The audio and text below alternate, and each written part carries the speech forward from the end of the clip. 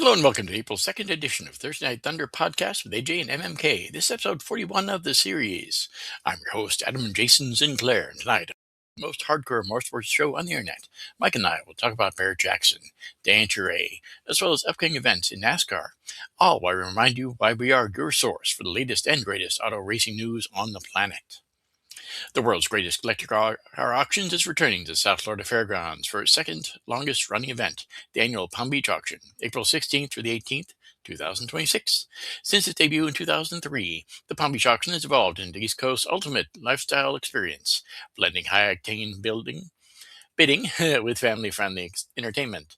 The 2026 Palm Beach Select Preview is now live and features an exciting lineup of collectible vehicles. Its diverse offerings are designed to appeal to both first-time buyers and seasoned collectors, reflecting the variety for which Barrett Jackson is known.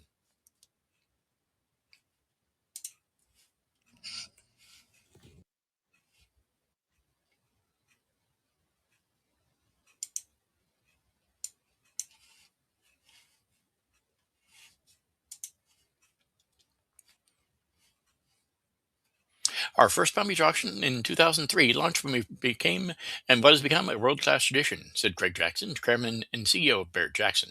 We've created incredible moments here, selling coveted electrical vehicles, raising millions of dollars for charity, and hosting a multitude of entertainment, sports, and business icons. We look forward to bringing the Barrett Jackson magic back to Florida this April. I invite everyone to check out the Select Preview to get a glimpse of the incredible collective of vehicles in lineup for April. The 3-day event offers a variety of options in and around the auction arena.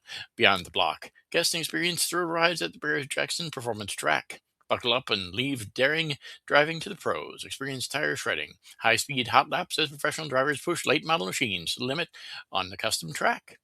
Vibrant lifestyle marketplace. Shop offerings from luxury goods to automotive accessories and more. Diverse dining and entertainment zones. Enjoy a variety of indoor and outdoor food and beverage options, including the Barrett Jackson patio, where local bands and DJs perform throughout the weekend. Secrets to a showroom shine. Adams Polishes detailing clinics will be offered daily at 2 p.m. Fancy Bid presented by Dodge. Get in the running to win a new Dodge Charger Scat Pack or $100,000 in cash for the perfect 12 jackpot. Compete online at promo.barrettjacksonfantasybid.com from 8 a.m. until the final gavel falls. There's also fun for the whole family. Children 12 and under get free with a paying adult, and student tickets are just $10. Collectible vehicles on the Select Preview include a 2021 Porsche 911 Turbo ST Chart GT Street R Coupe, professionally converted to full GT Street R specifications, is number 4 of 10 built and only one allocated to the Americas, produces 850 horsepower and 700 pounds-foot of torque through upgraded turbochargers, high-performance intercoolers, a performance exhaust system, and precision ECU calibration. A 1967 Ford Mustang Eleanor wide body limited edition, officially licensed number 4 of 60, powered by a supercharged V8 engine producing up to 882 horsepower, includes authenticated signed photos from Gone in 60 Seconds cast members Nicolas Cage and Angelina Jolie. 1967 Shelby GT500, original condition Shelby, rarely driven and carefully housed, powered by a V8 Police Interceptor engine, paired with a 3-speed automatic transmission. 1969 Pontiac Firebird 400 Bin 001, the first ever produced at the Van Nuys plant, matching numbers 400 CI V8 engine and loaded with nearly every 1969 option. 2025 Porsche 911 Targa 4 GTS features 200 actual miles, twin turbocharged flat 6 engine, and sport design carbon fiber package. A 2005 Porsche 911 GT3, powered by a 375 horsepower naturally aspirated Mezger flat 6 engine with a 6-speed manual transaxle. A 1972 Ford Bronco Custom SUV, reimagined with a brand new metal body and built on Patriot Classic frame, powered by a Gen 3 5.0 liter Coyote Crate engine and 10-speed automatic transmission. A 1953 Chevrolet 3100 Custom Pickup, Finished in striking Pegasus purple and tequila gold candy paint, suspension is handled by a complete AccuAir E-Air ride system, and a 1978 Ford Bronco reported to be all original, retaining its factory components and functionality, 285 actual miles. 1971 Chevrolet C10 Cheyenne Super Custom Pickup, powered by a 350 cubic inch V8 engine, professional clear coat, and in factory correct black. A 1985 Gentry Turbo Eagle Scarab Powerboat, a PBA Super World Class World Championship winner, piloted by actor and racer Don Johnson, powered by 3 turbocharged V8 engines rated at 1,200 horsepower each, with Mercury's number 6 stern drives, 46 off-road racing hull, and underwent a $1.3 million restoration completed in 2017. Barrett Jackson is inviting co-consignments for the April 16th through the 18th Palm Beach auction.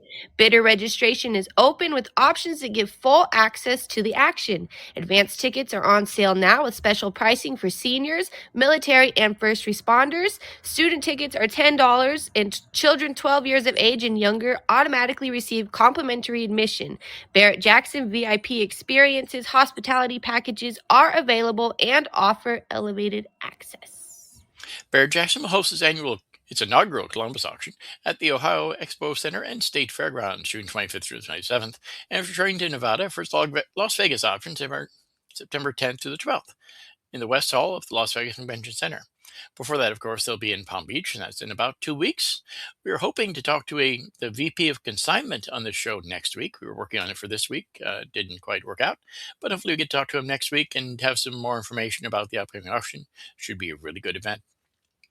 As the NHRA continues to celebrate its 75th anniversary season in 2026, the NHRA Mission Foods Drag Racing Series returns to ZMAX Dragway in Concord, North Carolina, for one of the most thrilling spectacles in all of motorsports, with the 4-wide Nationals on April 24th through the 26th. Dubbed the Bellagio of drag strips, ZMAX Dragway provides the perfect stage for a massive sensory overload of nitro-fueled thrills. Fans will witness 4 nitro-burning machines racing simultaneously, showcasing nearly 50,000 horsepower at once while reaching speeds of more than 340 miles per hour. This can't-miss experience is a highlight for racing enthusiasts and the only 4-wide event of the year, delivering thrilling racing and one of the most unique experiences in the sport.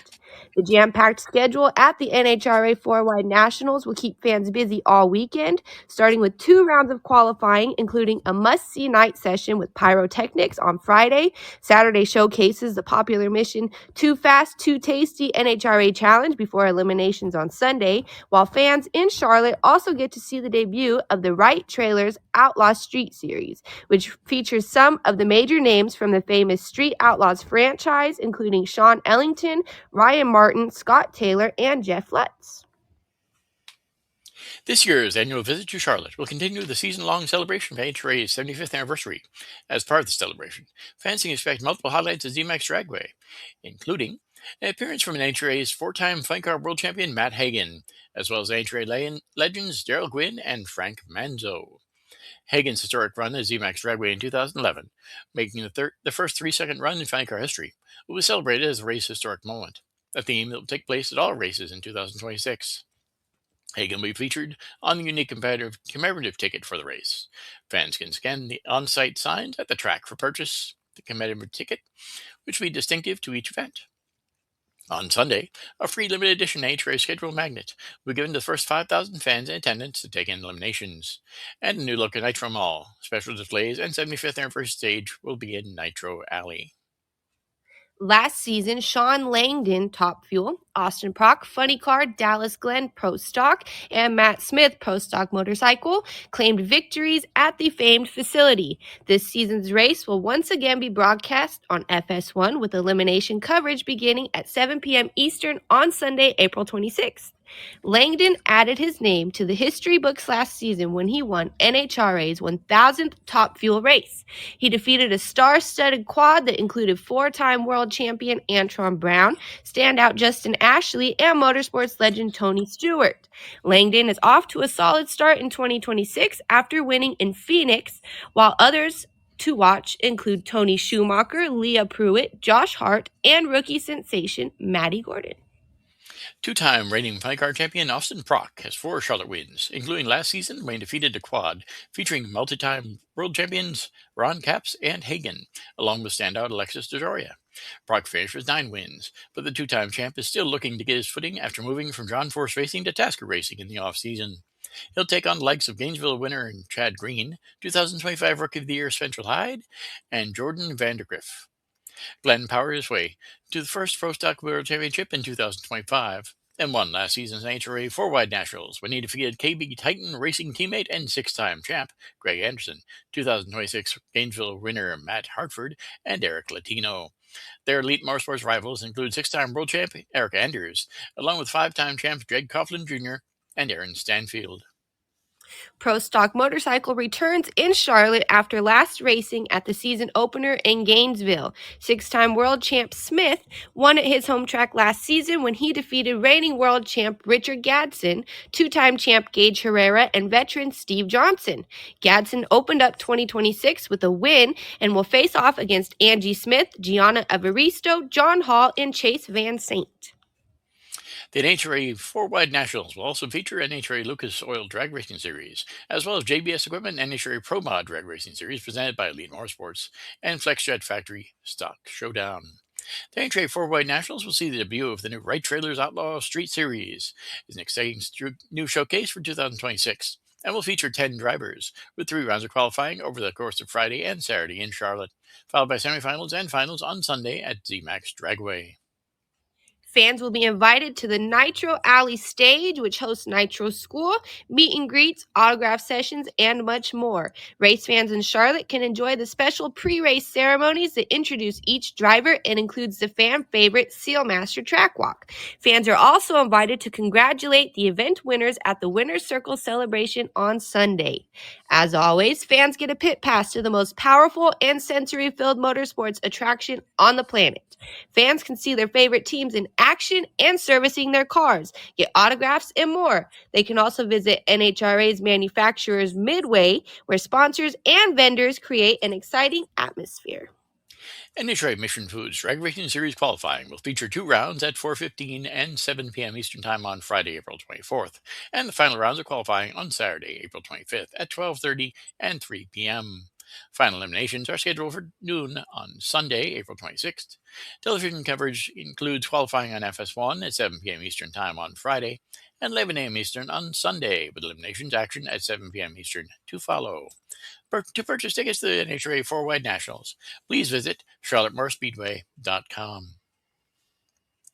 NASCAR and Anheuser-Busch announced the return of the highly anticipated Busch Light Summer Music Series, bringing a trio of country megastars to NASCAR race weekends across the country. The star-studded lineup for the second annual Busch Light Summer Music Series includes new country phenom Vincent Mason at Watkins Glen, chart-topping hitmaker Mykkal Tenpenny at Chicagoland, and another multi-platinum megastar who will be announced at a later date, performing at Iowa Speedway. As part of our continued partnership with Busch Light, we're focused on elevating the at-track experience and delivering an even more unforgettable race weekend for our fans, said Michelle Byron, NASCAR's Executive Vice President and Chief Partnership and Licensing Officer. This announcement is the latest example of NASCAR and the industry working together to provide value to current and future partners across the sport, while also providing fans with experiences they can only get by attending a NASCAR race live. Mason will kick off the 2026 Busch Light Summer Music Series at Watkins Glen International on Sunday, May 10th, performing his fan favorite tracks ahead of the NASCAR Cup Series race weekend, May 8th through the 10th, in the Finger Lakes. One of country's music's fastest rising talents, Mason has quickly built a loyal following with his blend of traditional influences and modern storytelling, bringing the roots of country to NASCAR. Tenpenny will take the stage during NASCAR's 4th of July holiday weekend celebration at Chicagoland Speedway on July 5th. Known for multi-platinum hits including Truth About You and We Got History, Tenpenny has multiple number 1 songs, bringing arena-level energy to the most patriotic weekend on the NASCAR calendar. The third concert of the 2026 Busch Light Summer Music Series will take place at Iowa Speedway on Sunday, August 9th, with one of the biggest names in country music. Additional details will be shared in the coming months. We are thrilled to be bringing back the Busch Light Summer Music Series in partnership with NASCAR, said Kristen Stowe, head of marketing, Busch Family and Natural Family at Anheuser-Busch.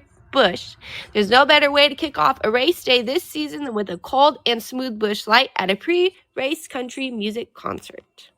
The Busch Light Summer Music Series continues to build on the long-standing partnership between NASCAR and Busch Light, the official beer sponsor of NASCAR. Since the 1990s, the Anheuser-Busch family of brands has created countless opportunities for 21-plus fans to get closer to the sport they love. The Summer Music Series once again delivers a full-length pre-race concert experience, combining the thrill of NASCAR competition with the sounds of country music's biggest stars. Busch Light and Trackhouse Racing also continue the partnership in 2026 with NASCAR Cup Series driver Ross Chastain, bringing fans of age of 21 and up along with a ride with dynamic specialty paint schemes and fan-focused activations throughout the season, including the brand signature Race for the Mountains campaign. NASCAR and Speedway Motorsports announced details for the 2026 NASCAR All-Star Race set for Sunday, May 17th, marking the first time the annual event will be held at Dover Motor Speedway. Known as the Monster Mile, the 1-mile concrete oval will provide a dramatic new backdrop for the sport's premier non-points event. For the first time in the 42-year history of the race, the battle for a $1 million prize will take place in the Northeast, bringing the live experience to a new region of race fans. This season's revamped format features a three-segment, 315-lap event that places every driver on track for the start, while rewarding race winners, past champions, and performers across the first two segments. There'll be no All-Star Open, creating a streamlined, high-intensity showcase of NASCAR's top competitors. Returning elements include driver eligibility requirements, the NASCAR All-Star Fan Vote, and the Mechanics Wear Pit Crew Challenge. This format will once again pair traditional qualifying with electrifying pit stops. On Saturday, May 16th, drivers take the green flag, run one full lap at speed, and on the second lap, proceed to one of two NASCAR designated pit stalls for a 4-tire stop, no fuel. When the pit stop is complete, the cars will exit pit road and race back to the checkered flag.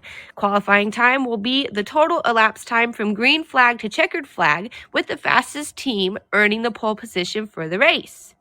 The pit crew with the fastest stop during the All-Star qualifying attempt, no penalties, is the winner of the Pit Crew Challenge. Timing lines are established one box behind and one box ahead of the NASCAR designated pit stop boxes. Pit Crew Challenge results will determine pit selection order. The full field will compete in Segment 1 and Segment 2 for 75 laps each, followed by the final 200-lap segment of the NASCAR All-Star Race featuring 26 drivers. Qualifying on Saturday sets a lineup for Segment 1. Segment 2 will feature the top 26 finishers inverted at the start, while the remainder of the field will be lined up based on their Segment 1 finishing positions. All laps will count in all three segments, with standard NASCAR race procedures in effect. During the final segment, a competition break will take place at or around lap 225. Drivers eligible for the final segment include those who have won a points event in either 2025 or 2026, former NASCAR All-Star Race winners who compete full-time, and former NASCAR Cup Series champions who compete full-time. The remaining positions will be filled based on combined results from Segment 1 and Segment 2 until the field reaches 25 drivers. The 26th and final position will be awarded to the NASCAR All-Star Fan Vote winner. Drivers already locked in the All-Star race will include William Byron, Kyle Larson, Christopher Bell, Denny Hamlin, Chase Elliott, Tyler Reddick, Brad Keselowski, Joey Logano, Austin Cindric, Ryan Blaney, Josh Berry, Austin Dillon, Chase Briscoe, Ross Chastain, Shane Van Gisbergen, Bubba Wallace, and Kyle Busch. The NASCAR Also race will air live on FS1, MRN Radio, and SiriusXM NASCAR Radio, with coverage beginning at 1 p.m. Eastern Time on Sunday, May 17th. In addition to all the NASCAR Cup Series activities, fans can enjoy an all-star weekend with the NASCAR Craftsman Truck Series EcoSave 200 race on Friday, May 15th. And the Bet Rivers 200 NASCAR O'Reilly Auto Parts Series race on Saturday, May 16th. The triple header NASCAR event weekend will also feature one of the sport's most interactive, family friendly fan zones, the expensive Miles Beach, presented by Visit Delaware. Miles Beach will include live sea lion, shark, and stingray displays, 600 tons of sand, a lighthouse, and a boardwalk. NASCAR All Star Race Weekend ticket packages are available and can be obtained along with camping and parking at DoverMotorSpeedway.com. For the latest updates, schedules, and news regarding the All Star Weekend and Dover Motor Speedway, fans are encouraged to visit DoverMotorSpeedway.com and follow Dover Motor Speedway on social media channels.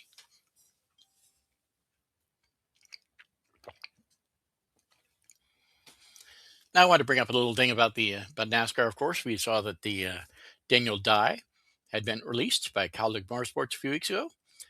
Recently, he decided he was going to totally end his relationship with Kapalo, which is kind of interesting because he did complete his mandatory sensitivity training. So we'll see how he ends up. Sometimes they end up taking time off and they never come back. Other times they end up taking time off and they end up with a totally different car, totally different series. And I think that's kind of what he's thinking. He might not want to return to the truck series. So that's always something. And it was an interesting thing that happened. And hopefully he learned that you can't just speak ill about drivers in other series and not have consequences, especially if you're just sort of throwing it out there. It's not the smartest thing to do. So hopefully he learned something from that and they can move forward.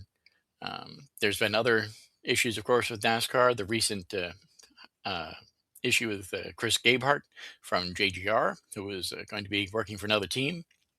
Now, apparently, that's going to be going through the court system. So there's going to be a lot of drama taking place there. But we'll see how that goes, too. Personally, I don't think that the drama for Joe Gibbs Racing is a good thing, considering they haven't had a very competitive season in a while. But we'll see how that goes. They're afraid of losing Chris Gabehart and having him use a bunch of information he brought with him from his experience there with Joe Gibbs to other teams. I don't think he's going to do that, but he might, and that's kind of the whole point of the lawsuit. So that's another big thing that's going on right now. Have you followed either one of those developments? No. We did talk about Daniel Dye the last show. And I didn't really see anything else about that, but it sounds like, as you said, he finished his sensitivity training, so that's good. And my second, what kind of information are they kind of nervous about him taking with him? I think they're nervous about setup information, about training information, about things with the pit crew training, and that sort of thing. Plus any information they got from wind tunnels and all that, because they're all fighting over the milliseconds, and sometimes that's the big thing that counts. True. All right. I guess that would make sense. Yeah, I don't know. That would be kind of mean, but because I was like, you got to go through court to just go to like a different team. But all right, that makes sense. And I don't know. Things get kind of messy. Yeah, I think it's going to get really messy, and it won't be for Joe Gibbs Racing. Like I said, they haven't had the best year this year. They didn't have a very good year last year, and it's going to make it more complicated for them. So it seems like in NASCAR now, nobody can beat 2311, at least not very easily. So that's an interesting thing too. I think that the fact that the team come back reinvigorated after the lawsuit victory last year is a very good thing for 2311 Motorsports. It's an awesome thing for Mykkal Jordan and his team. So it'll be cool to see how Tyler Reddick does this next weekend. They're off this week, of course. The Truck Series and the O'Reilly Series will be competing in Rockingham, but the Cup Series is off to next week. So they generally don't race on Easter anyway, so they're off this week. But it'll be something to see how that goes next week. Yeah. Wow, NASCAR just keeps getting more interesting. What caused the guy to leave that team? Oh, Chris, I think Chris Greatheart he left because he wanted more money. That's Mhm. always the big thing. He wants more money. He wants a better opportunity, which he thinks he found it. I believe it's Aspire Motorsports he's going to. Don't quote me on that, but I believe that's where he's going, and so it'll be something. I know Joe Gibbs has retracted their team a little bit. Past few years, they used to be involved in everything from drag racing to motorcycles and then into NASCAR. Now I think they're basically concentrating on NASCAR more, although they do still have the motocross team. So I think that's what he was looking at as well, was the fact that the team's concentration has changed. And I think it wants to spread out a little bit. Mm, that makes sense. Wow, it just keeps getting better. Well, I hope it works out for everyone. And Hopefully. yeah, it'll be interesting. So would that start this season, his move, or would that start I kind think of it's next? I think his season actually it has already started. They had their first hearing about that, where he was actually able to start his new position. Um, so he's working now, but he's just not able to do the same sort of work he did at Joe Gibbs, and I think that's not really an issue because he didn't want to be in the exact same role at his new team. So, but I think that Joe Gibbs is just afraid that he's bringing everything. He basically took everything with him from Joe Gibbs Racing to the new team, and he doesn't want him to take everything with him. He wants to just start fresh, which you can understand. But I think that some of it is just it's knowledge that he's gained and over time. It's not necessarily the knowledge that belongs to Joe Gibbs Racing. True. Yeah, true. I guess there's a little bit of a kind of a technical area right there. Yeah, that's what the main thing is. So hopefully it all works out. Um, Again, then the next big thing down here is going to be Barrett Jackson. That takes place in about 2 weeks. They're already starting to set up their stuff there at the fairgrounds. We noticed that this past weekend. Probably end up driving by again tomorrow. So it'll be interesting to see that. And I'm planning on going. I don't know what day. Might end up being 2 days. I know last year I actually went on Thursday as well as on Saturday. This year I'm feeling a little bit better, so hopefully I get to go at least that time. I might just make it a Saturday deal. I'm gonna have a bigger group of people with me this year, so we'll see how that goes too. A little bit different. I have at least two people who haven't been there before. They've seen it on TV, of course, but they haven't been to the actual races and the auction there. So it'll be cool. Looking forward to it.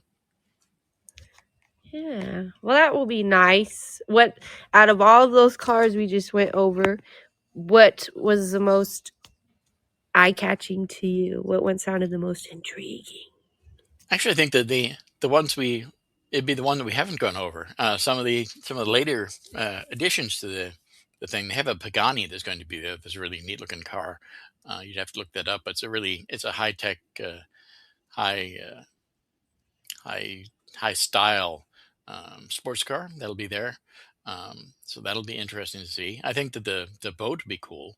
It's always neat when they have the power boats there. They've had a unlimited hydroplanes in the past. They've had other sort of motor vessels there too. So I think that'll be neat to look at. And of course, it's always neat to see some of the cars. The Ford GTs are always neat too. So Yeah. Well, that sounds nice. Do they ever have very many motorcycles? no, no, they don't do a lot of motorcycles. It's just not it's not a big motorcycle thing. They have a few, of course, but they don't have a lot. That makes sense. Wow, and it's kinda Mhm. I think it's kinda cool that I don't know, it's just it seems like they get cars kinda from all over, Mhm. and there's all these people everywhere that take really, really good care of their cars, and I don't know, it's just kinda neat. It's just kinda neat. You don't know what's sitting, in someone's garage. It's just kinda That's cool. it. Unless you have the opportunity to see it, and I have in the past. I've gotten several years ago. We got a chance to go through and see John Staluppi's Cars of Dreams collection, which was awesome. He's one of the largest car collectors in the world. He has hundreds of cars. Most of them they're in a museum type thing, but it's a museum that you only go by an invitation only. You have to get the invitation directly from John Staluppi. So that was awesome. Got to go through that. So I hope that we get a chance to do that sometime in the future, although he doesn't open it up very much at all. But that would be neat to see again. I know he does rotate through the collection quite a bit. He'll be one of the big bidders. He's always one of the biggest bidders there at Barrett Jackson. He and his family. Used to be his dog was the main bidder, and every time the dog barked, he'd have to buy the car. But I don't think his dog is in the. I don't think his dog's actually alive anymore. If it is, it's not in Oh, the in shape to go and bid anymore. So it's just still loop you points every so often. he's saving money now by the dog getting a little age. That's it. Dillinger was the big bidding guy in his time there. The dog who barked at the car, and then that was the signal it was time to get a new car. That's so cute, though. Yeah. So it's always an interesting show. There's always a lot of different people there. We've seen William Shatner was there a few years ago.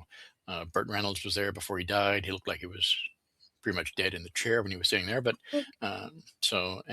Vanilla Ice is always there with his people, looking for a new Cadillac or something else that looks interesting. Yeah, I bet it sounds interesting all the way around, from the people to the cars to Mhm. just everything. It sounds cool. And there's a lot of collector car culture type things there. A lot of things to keep your car clean. A lot of new car wash type stuff they have out there. Plus, there's vacation spots and all sorts of things. And you even see uh, the sort of fad, whatever the next big fad thing in health and exercise and wellness will be out there as well. Just because of the Palm Beach thing, they try and have a little bit of a health type thing there. They had those little the belts that you have they're attached to the big machine that shake you and supposed to jiggle your fat loose. They had one of those out there a couple of years ago. The sort of thing that was created in the 40s or whatever, and it keeps coming back every few years. Wow. Yeah, I could probably use one of those. It'd probably shake everything out of me, but yeah, that sounds cool. And it's a lot of interesting things out there. It'll be neat to see. And if you don't have tickets yet, check out the Barrett Jackson website. They have tickets available. Um, they have a 3-day package. They of course have the 1-day and 2-day packages as well. Be sure to check that out. And again, if you're interested in consigning your car, they have not closed out in consignment yet, although I'm sure they're going to soon. So go ahead and check that. And if you're interested in bidding, of course, go ahead out to and check on the Barrett Jackson website as well. They have not closed that out yet either, although I know they closed that out as well, probably within the next week or so. So if you haven't had a chance to register yet, be sure to do that because they have to run the background check and make sure your credit is good. As most of the purchases there are cash only purchases, so you have to be able to have the cash on hand in order to place the bid. They do take some financing now, but in most cases they prefer cash purchases. So if you've got a few hundred extra $1,000 laying in your bank account and you want to head out and see and get something new at Barrett Jackson, be sure to check out their website. It's always quite an interesting thing. Yeah, that sounds fun. And it sounds like something that even if you're not buying a car, it would still be a really good experience to just Yeah, go and see all the it's like a really big car show. Lots of different cars from not only historic cars, older, really old cars, to some things that are brand new and everything between. Plus, you got resto mods, you've got traditional stocks, and all sorts of things.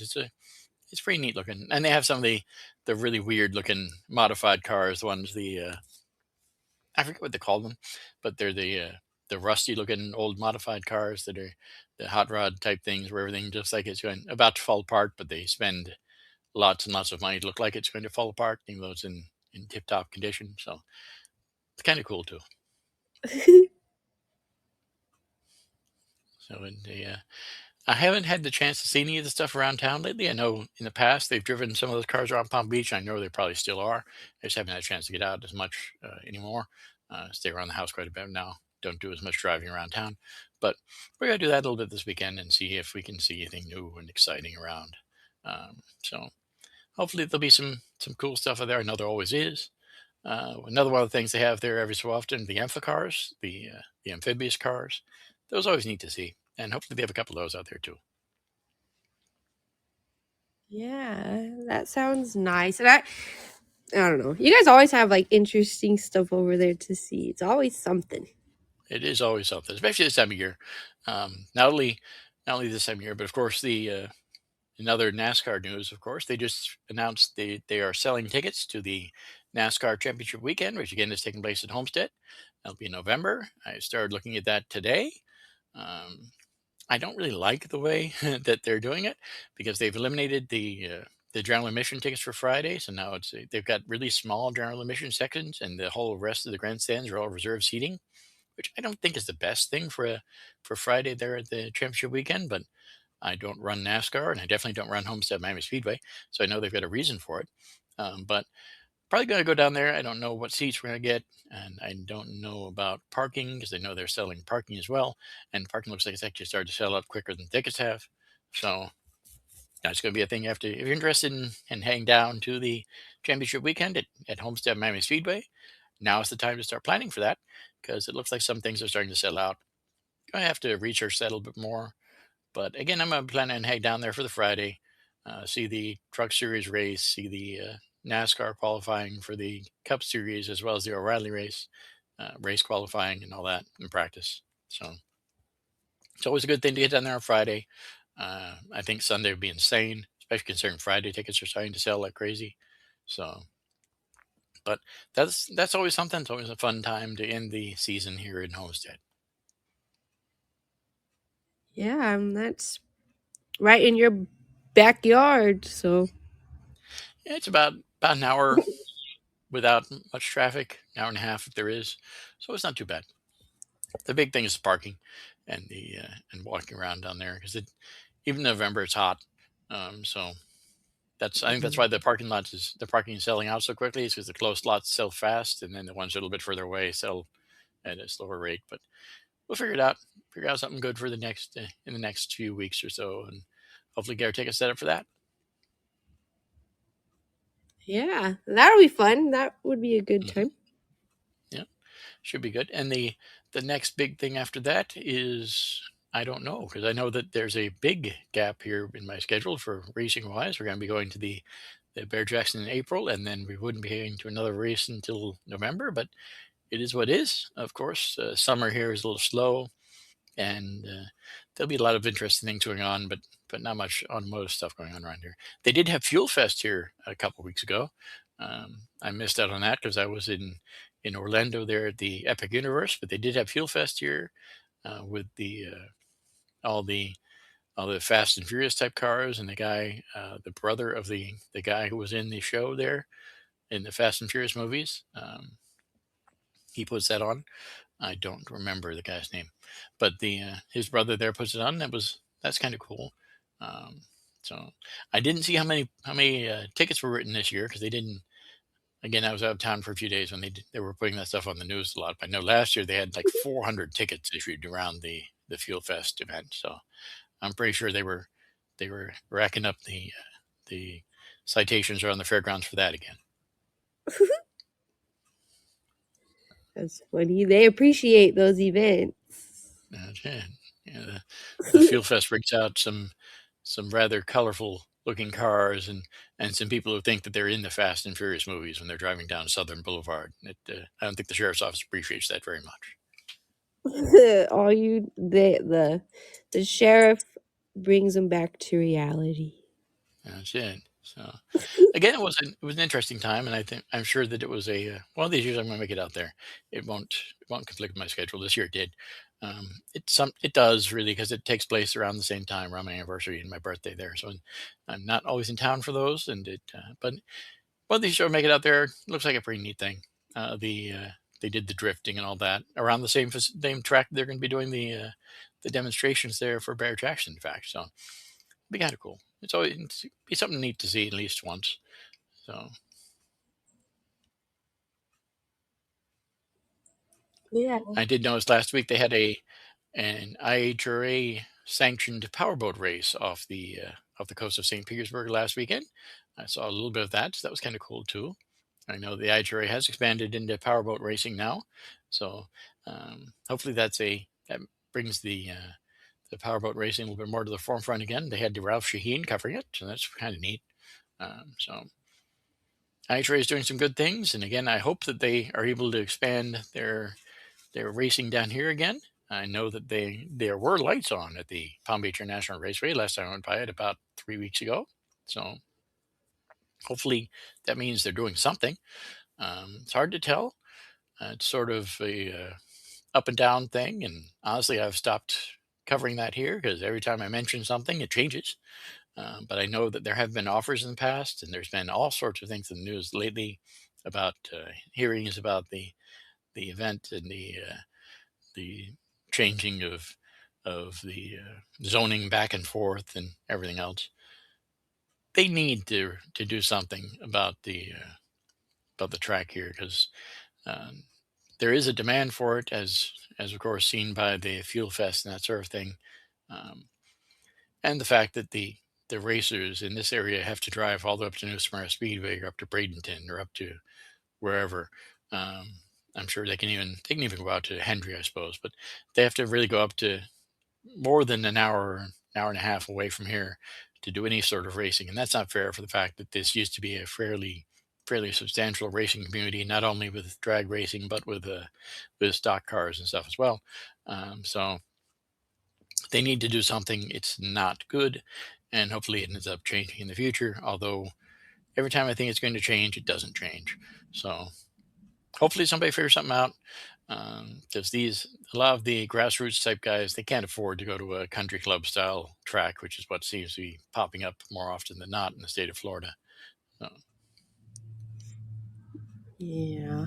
Well, don't give up on your track, or they might demolish it and build a brand new jail over it. So. that's it. Yeah, I don't think they need to. They might. I don't think they need a lot of jails. What they were considering there was a was warehouses for an inland port type thing, which they've talked about forever, because they had a it's fairly close to the railroad, really close to other roads and stuff, and so it would make and it's actually close to the canal there, the St. Lucie Canal that connects Lake Okeechobee and across the entire state. So that would be you could see where they could put something like that there, but it's still the middle of nowhere. It's a good spot for a racetrack. It's been historically a good spot for a racetrack, and they really need to do something like that there. They need to. When we were at St. Pete a few weeks ago, I almost had and we saw Scott Dixon. He had a lot of people around him, but Scott Dixon's father at one point owned Palm Beach International Raceway, and he had huge ideas for the future of the track. And then it just sort of fell apart because he realized that the money he would need to put into it, he'd never get the money out. Um, so, but somebody just needs to take the time, invest in it, work their way with the government officials, make things happen, and people will come. That's how it goes. People have always been there. If you put out a good product, people will show up for it. And I think that's part of the issue. People are afraid to put out the effort and and not have the people show up. I think if they do, people will show up. That's how it goes. I agree. I agree. I don't think racing as a whole is necessarily like, I don't know, dying out, or however you want to put it. It's just they're running out of places to do the racing. So. I agree. It's becoming it's not easy. And I've yesterday, April Fool's Day, of course, they had a story about the the speedway in Fontana, which supposedly might be redeveloped. But you can't believe any of that on April Fool's Day until they post that again. But Southern California has the issues with racing. Southern Florida has issues with racing. All sorts of places. The country, the land is worth more than the people want to admit, and sometimes the money is a huge thing, and they just take the money, and then the land sits and it sits and sits and sits. That can be said for the all different racetracks all around the country. Um, so money is a big deciding factor, but sometimes if you keep the thing going and you keep stuff going, it's a lot better than having it fallow, and that's just how it is. True. True. Yeah. Kind of So sad, but Hmm.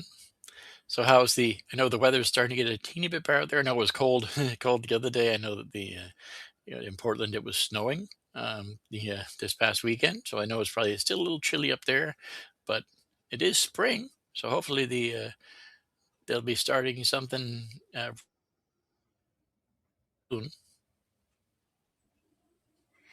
Yeah, it's still decently cold. This weekend though, we're supposed to be in, well, I'm not gonna say the 70s. Like one day is supposed to be 70. The other days are supposed to be like the higher 60s, which is okay with me. I am not complaining, but it's still a little bit cold. And like right now, I've been kind of muting on and off because it's super windy and I got stuff smacking stuff and stuff. But the race seasons around here are getting ready to open up for practice. Um, well, one track that I know of is getting ready for practice. And I don't know, it'll be kind of an interesting season for that track because they've really made a lot of changes. And of course, they have their reasons for their changes, but in the event, um just some of their changes really kind of messed up a lot of the builds and stuff that people have been building all winter. So there's a lot of cars that aren't going to be legal. So people are kind of in a pickle and they're kind of scrambling now to figure out what they're going to do. So it'll be interesting. Nothing has quite begun yet. We're getting there. I think the final countdown is, I think we're 2 weeks away from the first practice. So yeah, but I know that the change that they made um has already ruled out like 5 cars. There's 5 cars that have already said they're not going to be able to race up there this season. Hmm. So it's not very good for, car count and, the fans and, just in general, of course, losing a few of your cars isn't good. But so I guess we'll see what happens. We'll see what happens. But so I don't know. It's already kind of getting interesting and the season hasn't even begun. So, Well, but hopefully it's a good year, and hopefully they work themselves out. And they're able to figure out something that works for not only the track but for the competitors as well. yeah, and I don't know. Maybe it's just like, a guinea pig type Hmm. season. I don't know, but it kind of makes you feel bad when you think of all the people that have kind of prepared their cars and themselves, and then you get kind of, I think it was like even maybe a month out that they told everybody about this rule change. So it kind of does make you feel a little, well, me anyway, it makes me feel a little bit bad for, the people that now they're illegal, but they'll figure it out. Everybody, where there's a will, there is a way. And, they'll figure it out. I have hope. That's good. Oh, let's go ahead and close out the show for this evening. It should be a good weekend of racing. I know that there's not as much going on. There are some events taking place tomorrow and Saturday, and there are of course some events on Sunday. Always Easter events. So be sure to check that out. Anywhere you're at and across the country, should be some good things going on. Be sure to check out past episodes of Thursday Night Thunder by visiting facebook.com/SD Thursday Night Thunder. Listen to previous episodes of the show at Thursday Night Thunder Podcast.podbean.com. Also available on Podchaser, on iHeartRadio, Boomplay, Spotify, Player FM. Find us on YouTube at youtube.com/4plums, FABORPLUMBS. You can also find us on Apple Music now as well as on Amazon. So be sure to check that out there. If you'd like to support the show, be sure to check out the fan club feature of the Podbean app. Visit the facebook.com/SD Thursday Night Thunder is up at the top of that page. I have a pinned post on that. I also invite you to check out the racing news at moresportsnewsandviews.wordpress.com. I did put out about 30 covering all sorts of aspects of motorsports. I do have more coming out this next weekend. I even do some tomorrow. Depends on the timing of everything, but do have a few more informational things about Formula One specifically coming out this weekend. and the race there in Miami, which takes place in about a month. In addition, if you're a fan of South Florida and who isn't, be sure to check out the latest news and information about our slice of paradise on my travel blog for Warplum's Fantastic Finds, which can be found on Facebook, on X at PB Happening, and by heading to Warplum's Fantastic Finds. That's FABORPLUMBS fantasticfinds.wordpress.com. Thank you for listening, and we look forward to seeing you again next week in the Thunderdome as we discuss the major issues in the world of modern auto racing. Thanks again, and have a nice evening.